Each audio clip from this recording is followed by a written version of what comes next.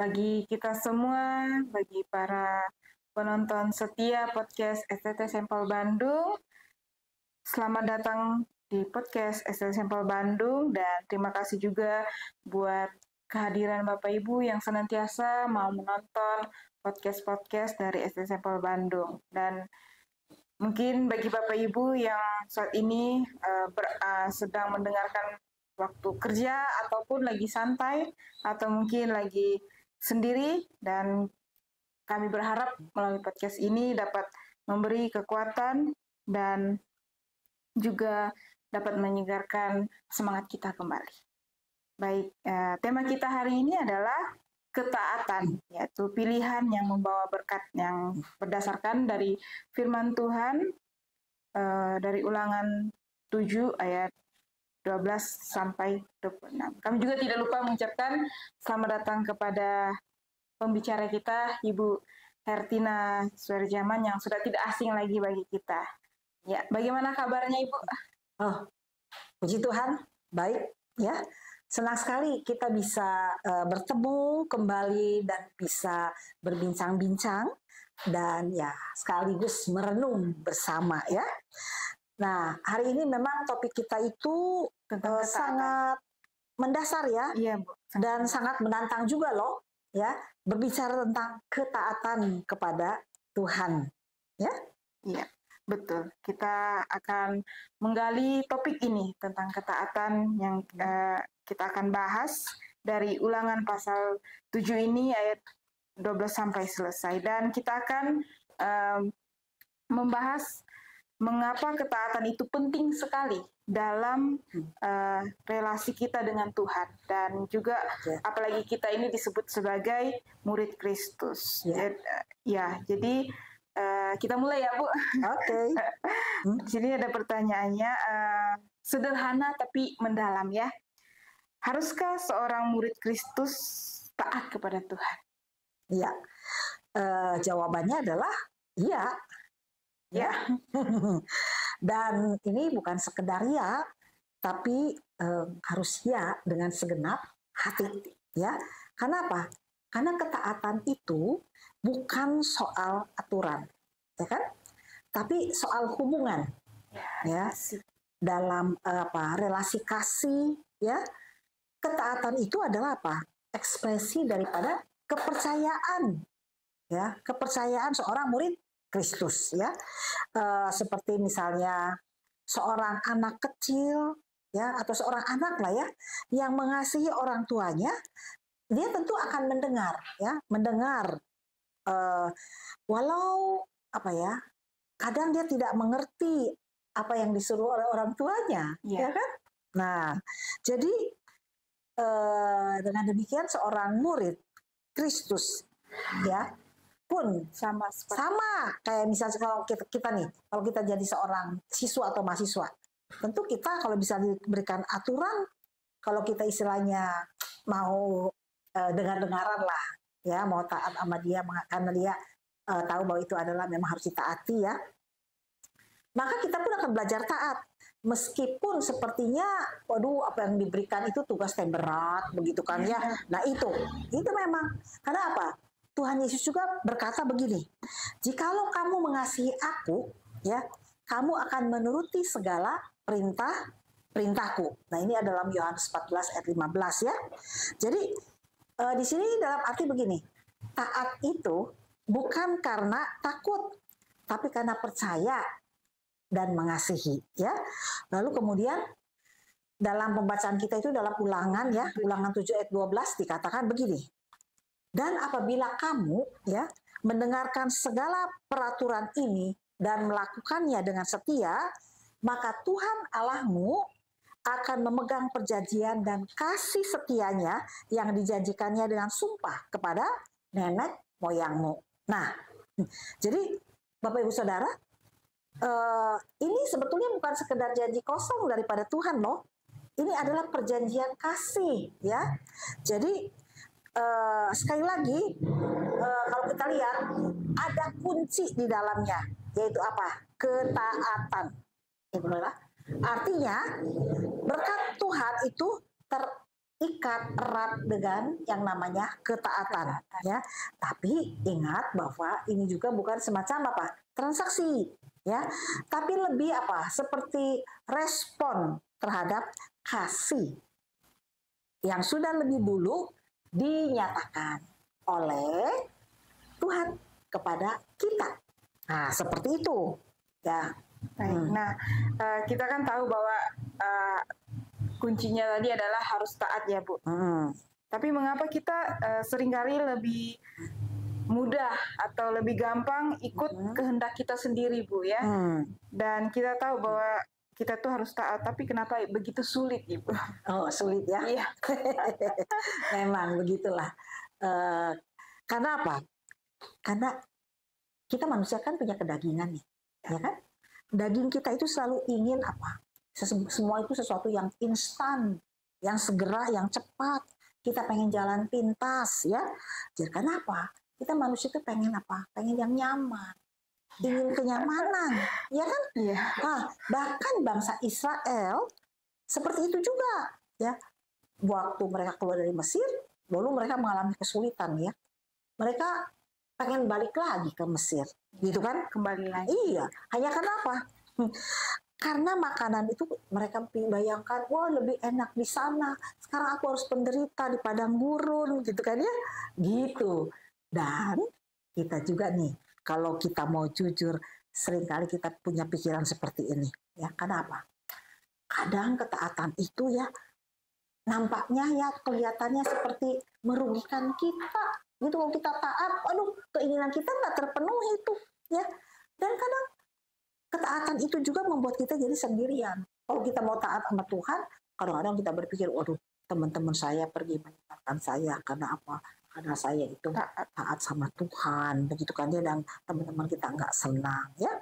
Dan kadang juga saat kita mau jujur, oleh dunia itu kita bisa dibilang apa? Bodoh, ya bodoh katanya, kamu mau mengikuti apa yang Tuhan suruh, udah nggak zaman, begitu kan ya. Nah, tapi apa? Justru disitulah nilai dari ketaatan, ya. Ketaatan itu menguji apakah kita sungguh percaya Tuhan atau tidak, ya.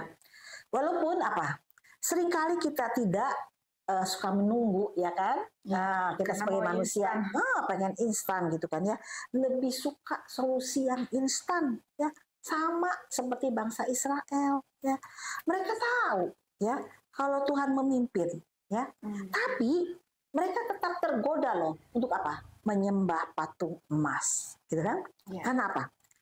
Karena mereka berpikir Tuhan itu lambat, lama sekali. Karena menunggu, ya. Iya, untuk menyatakan pertolongannya. Dan sampai sekarang pun kita sama, ya. Kadang kita apa? Merasa ketaatan itu membatasi kita, membuat ruang gerak kita itu tidak bisa, sepertinya yang menurut kita itu tidak bebas, ya. Tapi justru sebaliknya apa? Kalau kita mau taat kepada Tuhan, ketaatan itu membebaskan kita. Ya. Jadi bebas dari dosa, kita juga bebas dari penyesalan dan bebas dari jebakan ego kita sendiri. Nah, itulah yang membuat sulit tadi ya, Bu. Dan karena saat ini kita taat, kita juga harus hidup dalam kehendak Tuhan, bukan lagi kehendak dunia. Iya, betul. Jadi dalam Ulangan 7, ya, itu Tuhan tuh tidak main-main loh, ya. Ayat demi ayat itu menjelaskan tentang buah dari ketaatan, ya, di dalam Ulangan 7, ya. Nah itu, apa yang dia bilang situ dalam ayat yang ke-13 dan ke-15? Kalau taat, maka Tuhan akan melimpahkan berkat jasmani, ya. Ada makanan, kesehatan, keturunan, ya. Itu Tuhan akan berikan. Lalu apa? Kemenangan rohani. Itu dalam ayat yang ke-16 dan ayat ke-24 dalam Ulangan 7 tadi, ya. Kemenangan rohani, ya. Jadi Tuhan memberikan kepada kita kemampuan untuk mengalahkan musuh, ya. Lalu kemudian apa lagi yang Tuhan janjikan? Tuhan akan berikan apa? Pemeliharaan ilahi, ya. Memang disitu katakan di ayat 15, tidak ada penyakit seperti di Mesir. Begitu. Nah, ini kan bukan janji apa kosong ya, tapi janji Tuhan bagi umat yang berjalan di jalurnya itu. Tuhan janjikan seperti itu. Nah, sekarang mungkin saya bisa juga bertanya nih kepada Kristi maupun kepada yang mendengarkan ya. Apakah saat ini hidup Anda itu seperti aliran air yang terhambat? Ya? Apakah berkat Tuhan itu seperti terasanya itu tertunda? Nah, mungkin ya saatnya kita ini memeriksa diri nih, ya. Apakah ada ketaatan yang belum kita jalani atau Anda jalani, gitu kan? Ya, nah itu ya. Ada Bu. Iya. Nah itu. Ya, saya suka bagian daripada apa Ulangan 7 ini. Karena apa? Begitu jelas ya, menggambarkan apa yang Tuhan janjikan kalau umatnya taat. Ya, kenapa? Tuhan itu serius loh dengan ketaatan. Ya, karena itu dia akan membuka saluran berkatnya. Ya, tapi kalau kita tidak taat, nah ayat 26 mengatakan, ya, jangan membawa kekejian di rumahmu. Ya, nah berarti ada konsekuensi. Ya, kalau kita tidak menjaga ketaatan. Nah itu. Jadi ada nih ya Bu, ada konsekuensinya jika kita tidak menjaga ketaatan itu. Betul sekali ya. Jadi Tuhan juga rindu memberkati kita. Dan Dia juga bisa memberkati hidup kita yang penuh dengan banyak masalah, dengan pergumulan. Dan ini bukan soal bagaimana peraturan itu ditaat tapi mengabaikan yang hal-hal lain seperti itu. Ini soal keintiman dengan Allah yang kudus. Iya, ya. Nah sekarang untuk kita yang sedang bergumul nih dengan masalah ketaatan ya mungkin ada di antara pendengar juga yang sekarang mungkin mendengar yang sedang merasa bahwa aduh saya gagal terus di dalam ketaatan. Gagal lagi, berkali-kali jatuh. Nah, saya mau mengatakan begini ya. Tuhan itu tidak mencari yang sempurna, ya. Dia mencari orang atau anak Tuhan, ya, yang mau belajar taat, ya. Kenapa? Memang seringkali kita mengalami kegagalan dalam ketaatan kita, ya. Tapi kita tahu bahwa ketaatan itu adalah satu proses, bukan hasil yang instan. Itu, ya. Setuju Bu, bahwa proses ketaatan itu bukan hasil yang instan. Bahkan Petrus sendiri pun pernah gagal.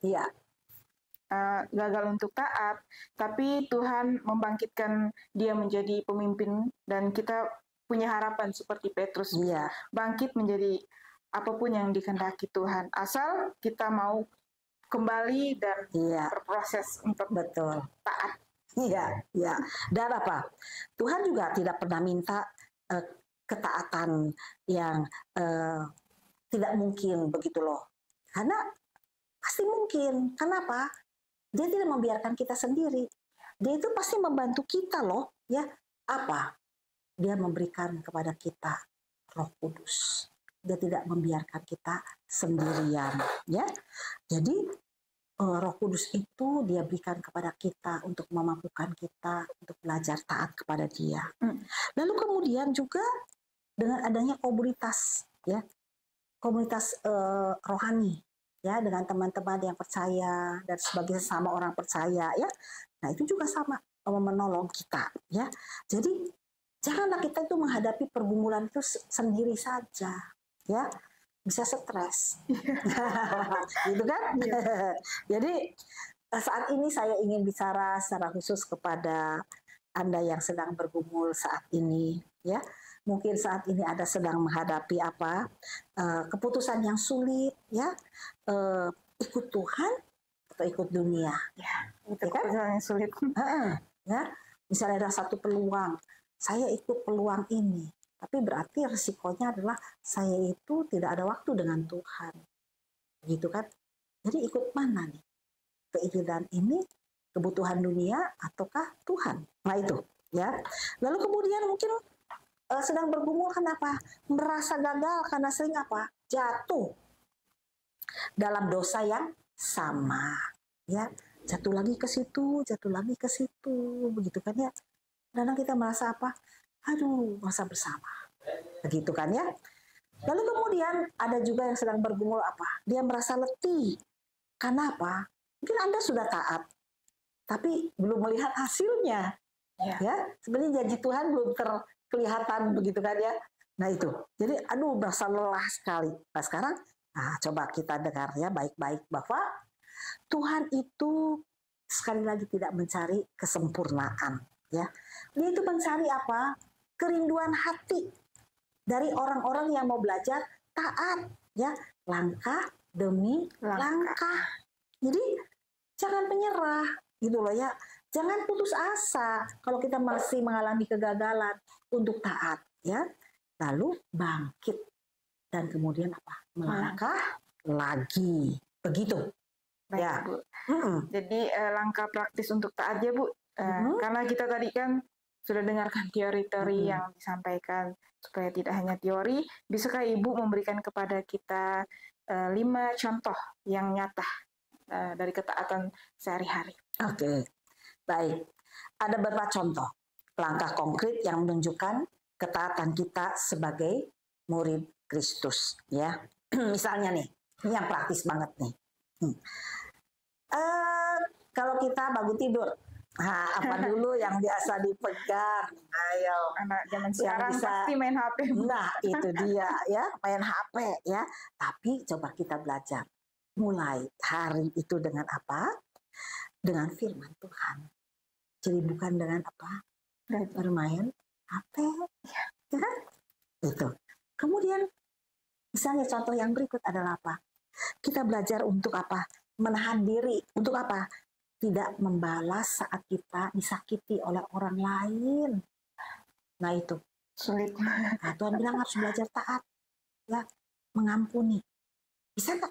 Nah itu. Ya. Terus apa? Kita coba belajar jujur. Kalau atau walau ada kesempatan untuk menipu. Ya, sebenarnya itu bohong-bohong begitu kan ya. Tapi kita coba belajar jujur, ya. Ini nah itu. Yang berikut misalnya apa? Ya, doakan musuh. Kalau ada orang nyakitin kita, jengkel, marah, bukan mengutuknya. Kadang-kadang kita kan cenderung apa? Pengen mengutuk. Benar, Bu. Marah-marah gitu kan ya. Ngata-ngatain yang tidak baik, begitu kan ya. Doakan musuh kita ya. Supaya apa? Ya, Tuhan menolong dia. Ya, memberkati dia gitu kalau ya. Seperti itu. Lalu kemudian apa? Belajar tetap setia melayani Tuhan walaupun tidak dilihat orang atau mungkin tidak ada orang yang memuji. Nah, itu dia. Wah, ternyata ketaatan itu tidak harus yang bagaimana, yang harus spektakuler begitu ya. Tapi yang setia, yang disiplin, yang konsisten, justru itulah yang menyentuh hati Tuhan. Iya. Nah, di sini kita lihat nih ya. Di dalam Ulangan 7 ayat 25 sampai 26, di sini menutup dengan apa? Peringatan keras tentang berhala, ya.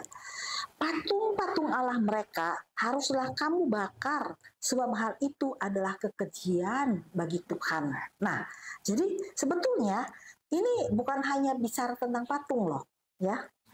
Tapi ini tentang apapun yang menggantikan tempat Tuhan dalam hidup kita.